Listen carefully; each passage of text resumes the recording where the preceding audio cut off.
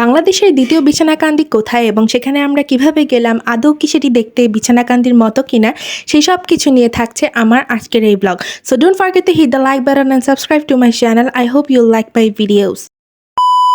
Hello everybody and assalamu alaikum, welcome back to my channel. Hope you guys all are doing well and I'm also fine. আজকে হলো আমাদের টাঙ্গুয়ার হাওর ট্রিপের part 2।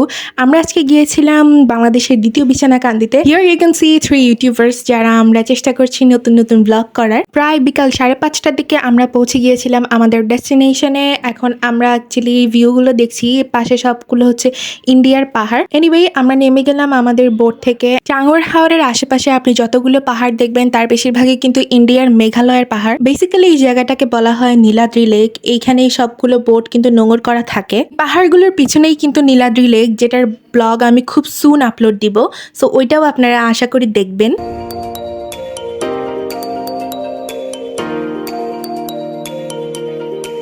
Anyway দেন আমরা একটা transport নিয়ে রওনা দিয়ে দিলাম আমাদের ডেস্টিনেশনের উদ্দেশ্যে।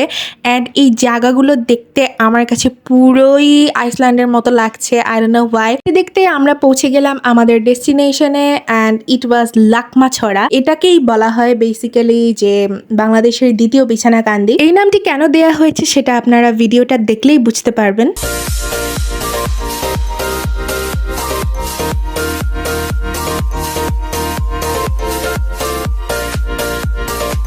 ট্রান্সপোর্ট থেকে নেমে আমাদের অলমোস্ট 10 to 15 মিনিটস এখানে হেঁটে আসতে হয়েছে। সো চলুন আপনাদেরকে লাকমাছড়া সম্পর্কে কিছু বলা যাক। সিলেটের সুনামগঞ্জের অন্যতম একটি সুন্দর জায়গা হলো লাকমাছড়া। এই জায়গাটির একপাশে বাংলাদেশ ও অপর পাশে ভারত। ভারতের লাকমাছড়া ঝর্ণার পানিটা এখানে আসে। বাংলাদেশ থেকে কিন্তু এই ঝর্ণাটা দেখা যায় না।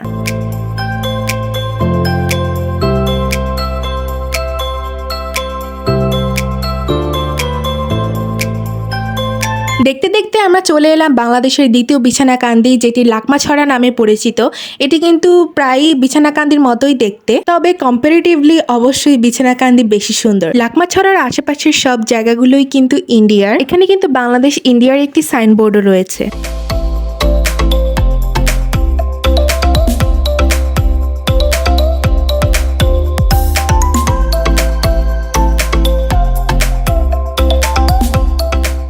আমি বসে পড়লাম একটু পানিগুলোকে ছুঁয়ে দেখতে। আমি কিন্তু এবার কোনো পাথর আনিনি, কারণ আমি যখন বিছানাকান্দিতে গিয়েছিলাম আমি অনেক অনেক পাথর এনেছিলাম, যেগুলো আমি আমার রিলেটিভসদেরকে দিয়েওছিলাম। সো আমার পার্টনাররা কিন্তু অনেক পাথর এনেছে। দেখতে অনেকটা সিলেটের বিছানাকান্দির মতো হলেও তেমন একটা পরিচিতি কিন্তু জোটেনি লাকমাছড়ার কপালে। যাই হোক, আমার আজকের ব্লগ ছিল এই পর্যন্তই। আশা করি আমার ব্লগটা আপনাদের পছন্দ হয়েছে। ভালো থাকবেন, সুস্থ থাকবেন। আল্লাহ হাফেজ।